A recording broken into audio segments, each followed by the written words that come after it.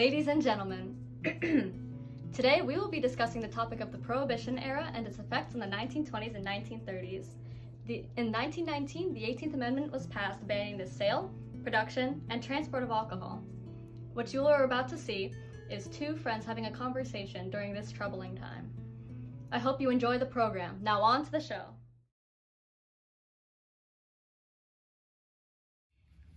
You know what, Pete? The law says I can't buy alcohol. But who said I couldn't keep what I had? I got a whole cellar full of booze. I'll be living it up until this whole thing blows over. I hope you'll be sharing some of that with your best pal, because I ran out within 2 flipping weeks. I got your back, Pete. As long as we have the goods, we're good to go, my friend. Yeah, I feel bad for some of the people using medicinal alcohol, though. Who knows what could happen to you if you drank that much? We're living in a time where anything can happen, buddy. I just happen to be at the right time at the right place. Yeah, you know what's funny is these movements got their so-called amendment passed. But did any of them follow it? Nah. They paid off the fuzz so the gang members can get their own hooch. You mean like Big Al? You better believe it, chump. This next scene depicts how some political leaders responded to the 18th Amendment.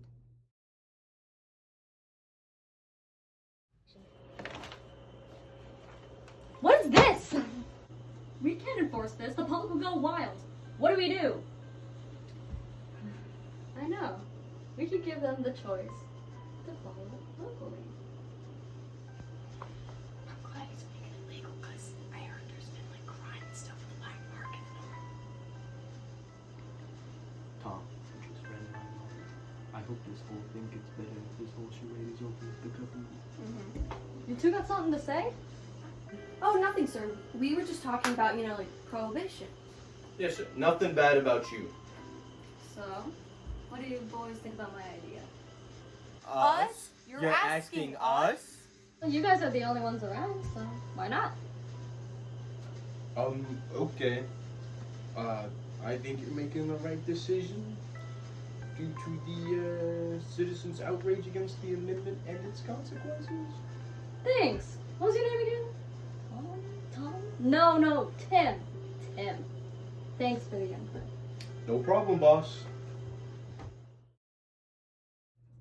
Prohibition led to many compensations for the illegality of the sale and production of alcohol. As speakeasies sprouted all around the nation, bootleggers also grew in numbers, producing and selling alcohol that was unregulated and frequently caused deaths and health problems for many consumers. This is a fictional example of blindness caused by methanol poisoning as a result of poorly produced moonshine. Here it is, boys. The best of moonshine in all of Brooklyn. And hey, I'll drink some of it to prove there's nothing shady going on here. You better not be pulling my leg, bootleg Bill. I would never lie to you, Johnny. See? What'd I say? It goes down rough, but what's a good drink that doesn't? The light's fading, boys. The light's fading. You better. I'm trusting that none of you are taking my hooch. I'll find yous. I'll kill every single one of yous.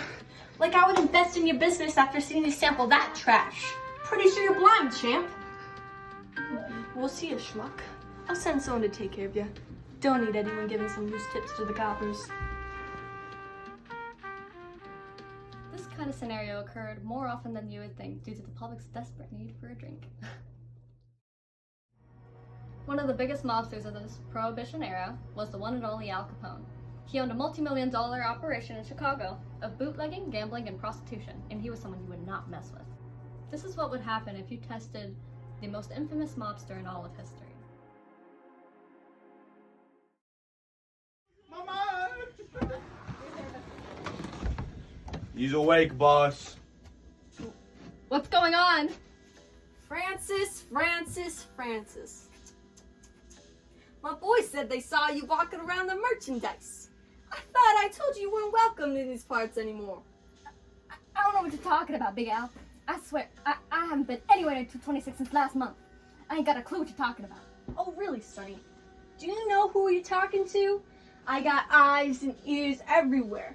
I run one of the biggest joints in all Chicago, for Pete's sake. I know you're hiding something from me, so I'll take it easy and let you off the hook if you can tell me what that little secret might be. I want to hear from you. I really didn't mean to. I needed some quick cash. I've been running short. You know what, Francis? I appreciate your honesty. It takes a lot of guts, buddy. I consider myself a nice guy. So just for your honesty, there's something I want to give you. Untie him. Walk with me, buddy.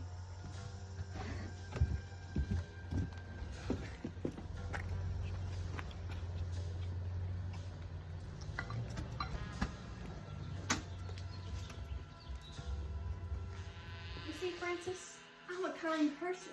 I'm kind to everyone. But if you're unkind to me, kindness is not what you're gonna remember me for.